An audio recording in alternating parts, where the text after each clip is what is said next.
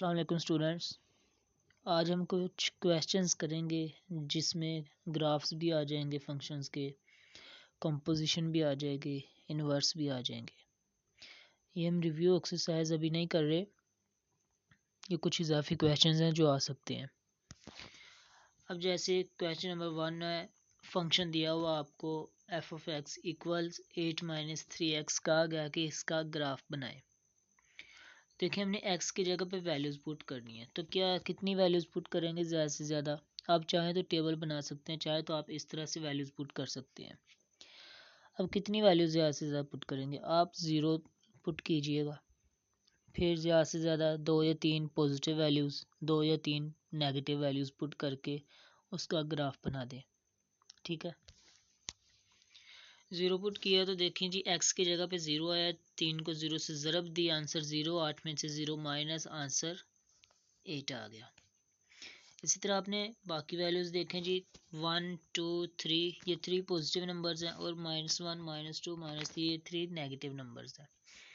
ये हमने इसी इक्वेशन में, इसी फंक्शन में पुट किया है, तो हमारे पास ये आंसर्स आ रहे हैं। ठीक है जी, आप चाहें तो इनका टेबल भी बना सकते हैं जैसे ये बनाया हुआ है। ठीक है बच्चे, अब आपने इस टेबल से ग्राफ ड्रा करना है। आप एक्स एक्सिस देखेंगे, आप ज़्यादा से ज़्यादा कहाँ तक जा रहे हैं? 3 तक जा रहे हैं, +3 और -3। आपकी रेंज ज़्यादा से ज़्यादा कहाँ तक जा रही है? 17 तक जा रही है। तो इस लिहाज से आप अपने ग्राफ को डिज़ाइन करेंगे कि आपने स्केलिंग कितनी करनी है। ठीक है, वाई एक्सिस पे कितनी करनी है और कौन सी 5 का करेंगे, कौन सा करेंगे।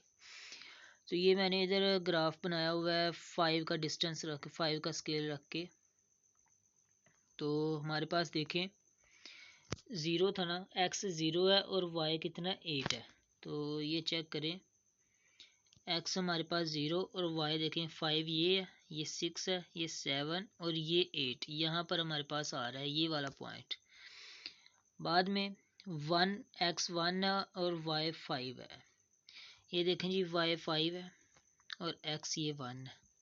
ठीक है बच्चे, फिर x 2 है और y भी 2 है, ये x2 और ये y2। तो देखें यहाँ पर आके ये मैप हो रहा है। ठीक है बच्चे, इसी तरह आप x3 और y की वैल्यू -1 है, ये हमारे पास x एक्सिस पर ये वाली वैल्यू 3 है और ये वाली -1 है। तो ये देखें इधर आके मैप हो रहा है। तो इस तरह बाकी वैल्यूज़ आप करेंगे ना मैप, तो यहाँ से एक लाइन मिला देंगे, आप इन नुक्तों को एक लाइन से मिला देंगे तो ये आपके पास ग्राफ बन जाएगा। ठीक है, ये आप लोग देख सकते हैं ग्राफ। अब इसके बाद ये जो क्वेश्चन नंबर 2 है, F of x equals x² + 2x, ये हमने प्रीवियस लेक्चर नंबर 21 उसका क्वेश्चन नंबर 11 किया है, और x³ + 1 वो क्वेश्चन नंबर 12 किया है। क्वेश्चन नंबर 4 करते हैं, इसमें हमारे पास ये वाला फंक्शन है। तो देखिए x की जगह पे पहले 0 पुट करेंगे तो हमारे पास आंसर -1 आ गया, 1 पुट करेंगे आंसर -2 आ गया। इसी तरह अगर हम माइनस वाले नंबर्स पुट करते हैं तो देखें -1 का क्यूब -1 होता है, और ये माइनस और माइनस दोनों क्या हो गए? जमा, जमा का 1 और माइनस का 1 कैंसिल होकर आंसर 0। इसी तरह -2 पुट करेंगे तो आंसर 7, -3 पुट करेंगे तो आंसर 26।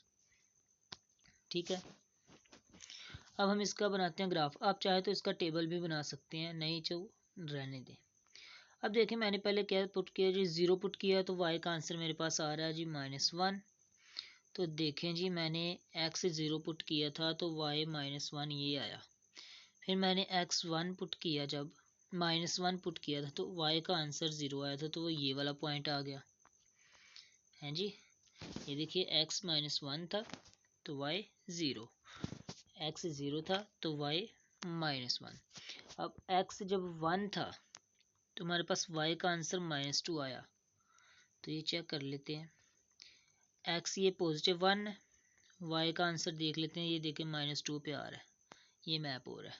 ठीक है बच्चे, उसके बाद x + 2 था, y -9 आया।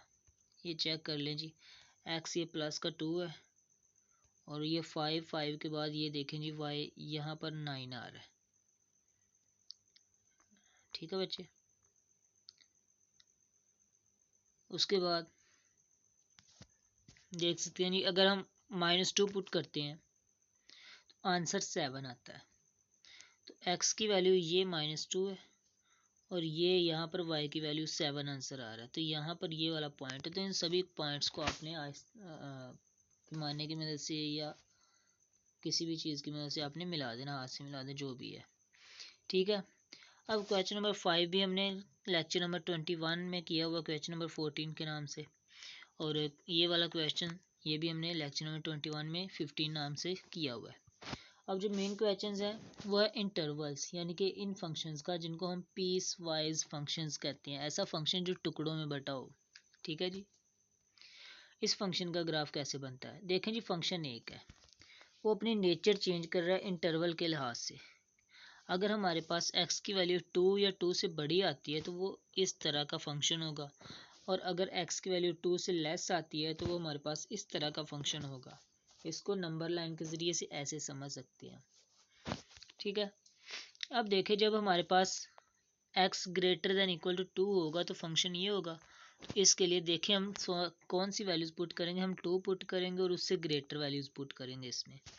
तो ये हमने वैल्यूज़ पुट की और हमें इसके आंसर्स मिले। हम इसका ग्राफ एक बनाएंगे, ग्राफ एक ही, लेकिन उस पर दो मुख्तलिफ लाइनें लगाएंगे। ठीक है जी।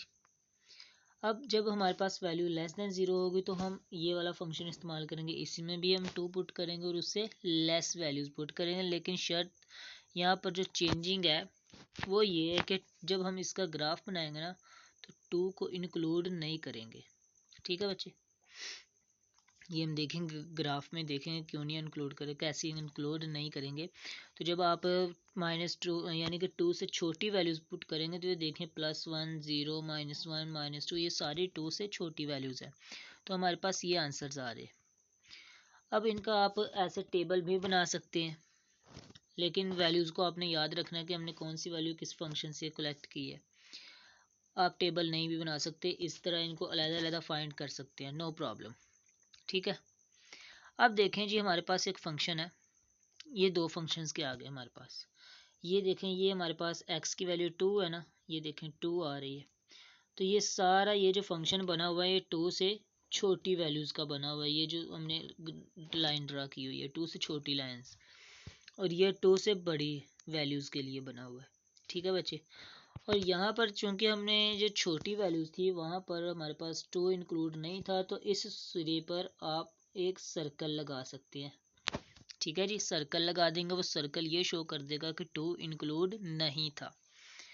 और इस सिरे पर आप सर्कल लगा के उसको फिल कर देंगे, जिस तरह आप चैप्टर नंबर 1 में रेज के लिए करते, ओपन इंटरवल और क्लोज इंटरवल्स के लिए करते थे।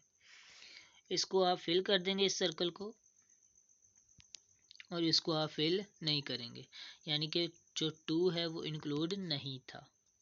ठीक है बच्चे। इससे नेक्स्ट वाले क्वेश्चन की तरफ चलते हैं। उसमें भी पीस वाइज फंक्शन है, 0 गिवन है, ग्रेटर देन 0 के लिए ये बनता है और लेस देन 0 के लिए ये बनता है। तो हमने दोनों के लिए वैल्यूज़ अलग-अलग फाइंड की। अगर लेस देन 0 है तो हम 0 से छोटे नंबर्स पुट करेंगे, 0 पुट करेंगे और उससे छोटे नंबर्स पुट करेंगे। अगर ग्रेटर देन इक्वल टू 0 है हम 0 पुट करेंगे, उससे बड़े नंबर्स पुट करेंगे। तो जब हमने 0 से छोटे नंबर्स पुट किए तो ये देखिए आपके पास ये सारे 0 और 0 से छोटे नंबर्स आ रहे हैं, चूंकि 0 इंक्लूड नहीं था। ये चेक कर सकते हैं आप, 0 इंक्लूड नहीं है इसमें। तो आप क्या करेंगे, इस ग्राफ के जो सिरे पे 0 पे ये आप क्या कर देंगे, एक सर्कल लगा देंगे और इसके आप सर्कल लगा के उसको फिल कर देंगे। ठीक है बच्चे, ये लाइंस आपके पास बन जाएंगी, आपके पास ग्राफ कंप्लीट हो जाएगा। इसके बाद चलते हैं नेक्स्ट वाले पे, वो भी उसी तरह। देखें, लेस देन 1 और greater than equal to 1। Less than 1 के लिए 1 से छोटी वैल्यूज पुट करेंगे x की, और ग्रेटर देन इक्वल टू 1 के लिए x की वैल्यू 1 से बड़ी पुट करेंगे और 1 भी पुट करेंगे दोनों में। तो इनका जब हमने वैल्यूज़ निकालें तो इनका ग्राफ बनाएंगे हम। देखें जी, हमारे पास लेस देन 1 के लिए देखिए हमने 1 पुट किया तो आंसर 1 आया, चूँकि इसमें लेस देन 1 इंक्लूड नहीं है। और इसमें जब हमने 1 पुट किया तो फिर भी 1 आया, इसमें 1 इंक्लूड है। तो जब इसमें 1 इंक्लूड नहीं होगा तो हम 1 के ऊपर जो यहाँ पर हमारे पास है वो एक सर्कल बनाएंगे, और जिसमें 1 इंक्लूड है वहाँ पर इस सर्कल को हम फिल कर देंगे। तो यहाँ पर आप टेंशन में आ जाएंगे कि सर हम सर्कल को खाली छोड़ें या सर्कल को फिल करें। तो बच्चे आपने यहाँ पर सर्कल को फिल भी कर सकते हैं, ठीक है, या आप इनका छोटा छोटा सर्कल बना लें उसी पॉइंट पे, या एक सर्कल बना के उसको हाफ फिल कर लें, हाफ उसको रहने दें, ठीक है। इधर से लाइन एक बन जाएगी क्वाड्रेटिक इक्वेशन के लिए, इधर से बन जाएगी लीनियर इक्वेशन के लिए।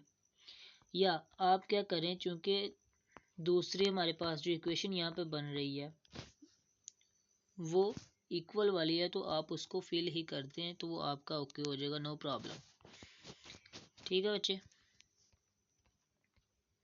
अब ये वैल्यूज़ आप देखने से हैं सारी ये ग्राफ में आ रही हैं, एग्जैक्ट आ रही हैं। तो देखें जब हमारे पास x -1 था तो y का आंसर -5 आया। तो ये देख सकते हैं आप, ये हमारे पास x -1 है और ये y -5 है। तो देखें यहाँ पर आपका ये इंटरसेक्ट कर रहा है, तो ये हमारे पास आंसर ओके आ रहे हैं इसके ग्राफ के, ठीक है बच्चे।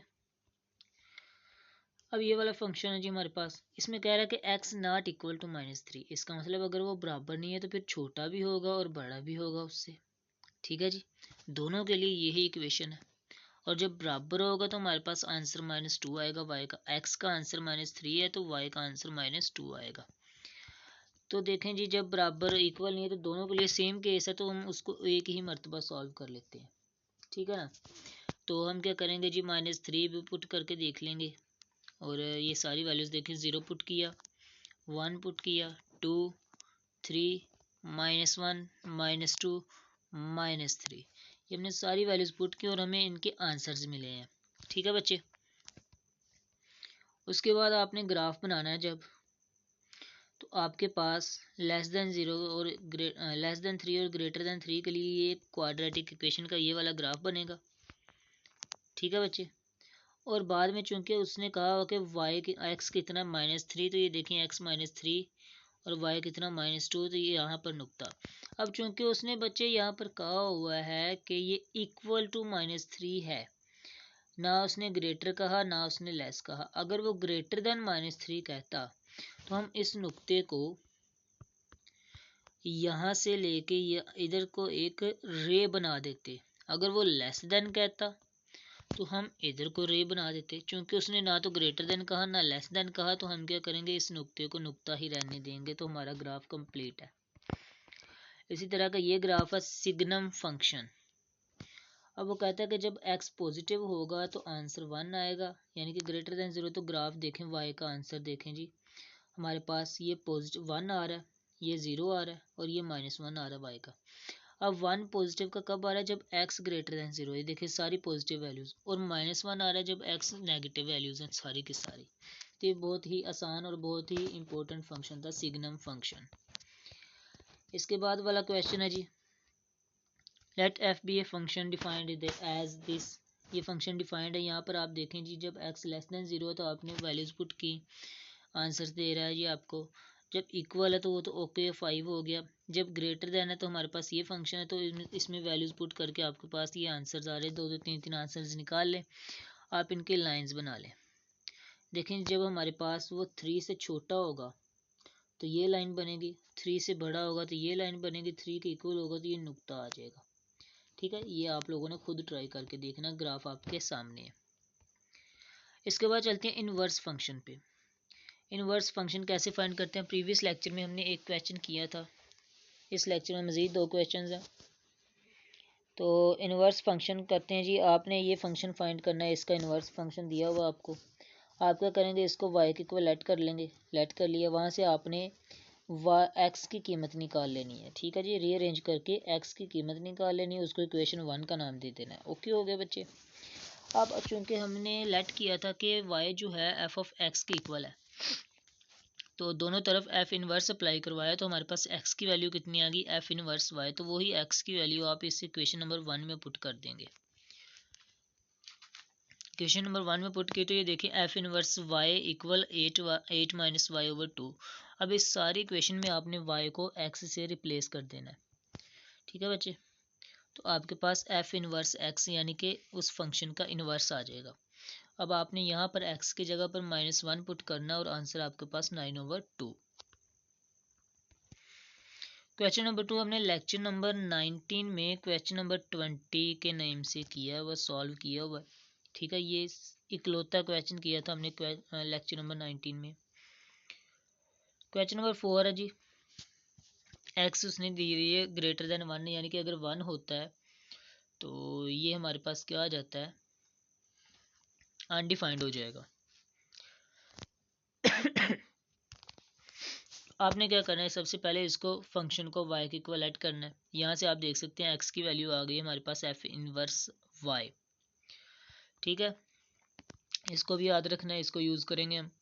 फिर y के इक्वल रखा जब हमने फंक्शन, तो यहाँ से हमने x की वैल्यू फाइंड करनी है। देखें सारी वैल्यूज x माइनस 1 इधर आके मल्टीप्लाई हुआ है, उसके बाद y को तुम अंदर वाली वैल्यू से मल्टीप्लाई करवाया, सारी वैल्यूज़ को एक साइड पे ले आए हैं। यहाँ से x जिनमें से कॉमन आ रहा है x कॉमन निकाल लिया, x से बगैर वाली रकमें दूसरी साइड पे ले गए। अब x की हमने वैल्यू निकालनी थी, तो ये y माइनस 2 दूसरी साइड पे जाके डिवाइड हो गया, तो हमारे पास ये आंसर आ गया। अब यहाँ से आप x की वैल्यू ये वाली पुट कर सकते हैं, ये वाली पुट करके आपने रिप्लेस कर देना, y को x से रिप्लेस कर दिया, तो ये हमारे पास इन्वर्स आ गया। यहाँ पर -1 पुट करेंगे तो आंसर आपके पास 0। अब इसके बाद चलते हैं कंपोजिशन ऑफ फंक्शंस पे। अब ट्रिक है, यहाँ पर आपने से कहा गया कि f composition g composition f और उन दोनों की डोमेन और रेंज भी फाइंड करें। यहाँ पर आपको मैं एक ट्रिक बताता जाता हूँ कि डोमेन तो किसी फंक्शन की हम इजीली फाइंड कर सकते हैं, रेंज आप उसमें वो डोमेन की वैल्यूज पुट करके फाइंड करेंगे। उसकी एक शॉर्टकट ट्रिक ये है कि अगर आपके पास y एक फंक्शन दिया हुआ है ना, तो आप उसका इन्वर्स फाइंड करें। अब जो उस इन्वर्स की डोमेन होगी ना, वही इस फंक्शन y की रेंज बन जाएगी। इसके हम क्वेश्चंस करते हैं। अब ये फंक्शंस दिए हुए हैं दो, हमने कंपोजिशन फाइंड की, तो ये हमारे पास इसका आंसर आया। अब इसकी डोमेन में हमने वो नंबर देखना है कि ये फ्रैक्शन है ना, तो ये अनडिफाइंड ना हो, बटे में 0 ना हो। तो अगर हम 1 आता है तो बटे में 0 बनता है, यानी कि हमने डोमेन से 1 को माइनस कर देना है। तो डोमेन इसकी तमाम रियल नंबर्स है और उनमें से हमने 1 को निकाल दिया, ये इसकी डोमेन आ गई, ईजी थी। अब इसकी रेंज क्या है, रेंज भी मैं कहता हूँ कि पूरी की पूरी डोमेन है, बस उसमें से 0 निकाल दे, 0 रेंज में नहीं आएगा। क्यों? इसको जो मैंने आपको इसके स्टार्ट पे एक नोट दिया है, जो हिंट दिया है, वो आप ये देखें। हमारे पास फंक्शन कौन सा था, ये वाला कंपोजिशन फंक्शन जो आंसर बन के आया, इसको हमने वायलेट कर लिया बच्चे। यहाँ से हमने x की वैल्यू निकालनी जैसे आप लोग x की वैल्यूज़ निकालते हैं, ठीक है। तो ये देखिए x की वैल्यूज़, फिर x की जगह पे आपने उसकी वैल्यू h इनवर्स y मैंने इस वाले फंक्शन को कहा h ऑफ x, यानी कि कंपोजिशन फंक्शन को एक नया नाम दे दिया, आप ये भी लिख सकते हैं। अब सारी वैल्यूज़ जो y वाली हैं उनको x में रिप्लेस कर दें, तो आपके पास ये वाला फंक्शन आ गया। अब इस वाले फंक्शन की डोमेन क्या है, देखें जी, बटे में x माइनस 1 आ रहा है, तो 1 नहीं आना चाहिए, बाकी सारे रियल नंबर्स के यहाँ डोमेन है, सिवाय 1 को निकाल के।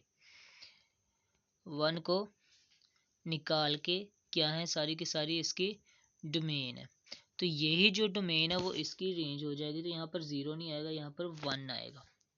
ठीक है बच्चे, यहाँ पर गलती से 0 लिखा गया, यहाँ पर 1 आएगा। नेक्स्ट जी कंपोजिशन f फाइंड करनी है, तो देखें जी, g ऑफ x में हमने f ऑफ x पुट कर दिया x की जगह पे, तो हमारे पास ये वाला फंक्शन आ गया। इसकी डोमेन में देखें 0 नहीं आना चाहिए, ठीक है, 0 आएगा तो ये अनडिफाइंड हो जाएगा, तो डोमेन में से 0 निकाल दें, रेंज में से भी 0 निकाल दें। रेंज हमारे पास ये है, वो कैसे देखें जी, अगर हम इसका इन्वर्स फाइंड करते हैं तो वो भी हमारे पास 3/2x ही आएगा। ये आपके लिए, आपने इसी तरह से इसको सॉल्व करना है। ये बहुत इजी सा क्वेश्चन है, ये मैंने आप लोगों के लिए प्रैक्टिस के लिए छोड़ दिया है। इससे नेक्स्ट क्वेश्चन हम देखेंगे कैसे रेंज बनती है, जो क्रिटिकल होगा, डिफ़िकल्ट होगा, उसमें देखेंगे हम। अब ये वाला क्वेश्चन है, जजर में आ गया हमारे पास। कहते हैं जी एफ कंपोजिशन जी फाइंड करें। जी कंपोजिशन आप लोगों को फाइंड करना आती है, वो हमारे पास ये आ गई। अब इसकी रेंज देखें जी, हमारे पास एक तो जजर आ रही है, दूसरा फ्रैक्शन आ रही है। जजर में अगर देखा जाए तो जजर में तो देखें ये स्केयर है, अगर नेगेटिव वैल्यू आती भी है तो ये इसको पॉजिटिव कर देगा, तो जजर में नेगेटिव वैल्यू आने का तो कोई अंदेशा नहीं है। हाँ, अब रह गया क्वोशंट, तो क्वोशंट में 0 नहीं आना चाहिए, तो x की जगह पर अगर 0 होता है तो ये अनडिफाइंड हो जाता है, तो यानी कि हमने डोमेन से ये 0 निकाल दिया, ये हमारी डोमेन आ गई। अब इसकी रेंज देखते हैं, तो वही तरीका जो मैंने आपसे कहा कि ये हमारे पास जो फंक्शन है इसको y के इक्वल ऐड करें, यहाँ से आपने सॉल्व करके x की वैल्यू निकालनी है। एक्स की वैल्यू हमारे पास ये आ रही है। यहाँ पे देखें इसकी डोमेन में कौन से नंबर्स नहीं आने चाहिए। पहली बात कि यहाँ पर +1 और -1 नहीं आना चाहिए, क्योंकि अगर +1 और -1 आता है तो वाई स्क्वायर क्या कर देगा, दोनों को +1 और 1 -1 0, तो ये अनडिफाइंड हो जाएगा। पहली बात तो ये, ठीक है जी। +1 0 1 तो निकल गया रेंज से, डोमेन से, इसकी डोमेन से। अब 0 क्यों नहीं आएगा। आप देखें जी, जब आप y की जगह पर 0 रखेंगे, ये देखें यहाँ पर ये इन्वर्स था ना, तो इसकी जगह पर जब आप x की जगह पर 0 रखेंगे तो 0 -1 तो जज़र के अंदर -1 आ गया, तो हमें 0 भी नहीं चाहिए। 1 और -1 तो पहले से निकला हुआ और 0 भी साथ में निकल गया, तो ये हमारी इसकी डोमेन थी इन्वर्स की। तो ये इन्वर्स के बगैर जो सादा फंक्शन था हमारे पास ये वाला, उसकी रेंज बन गई। ठीक है। अब जी कंपोजिशन f है, इसका आंसर ये आया जी। इसकी अगर हम रेंज देखें, डोमेन तो इसकी हमारे पास हम -1 निकाल देंगे पूरे रियल नंबर्स में से। रेंज देखें तो इसका इन्वर्स फाइंड कर लें, इन्वर्स फंक्शन हमारे पास ये आ जाएगा। देखें इसके बटे में हमारे पास 0 नहीं आना चाहिए, तो 0 निकाल दें, वो इसकी डोमेन, अगर इन्वर्स की डोमेन है तो वो इन्वर्स के फंक्शन जो असल फंक्शन है उसकी रेंज हो जाएगी।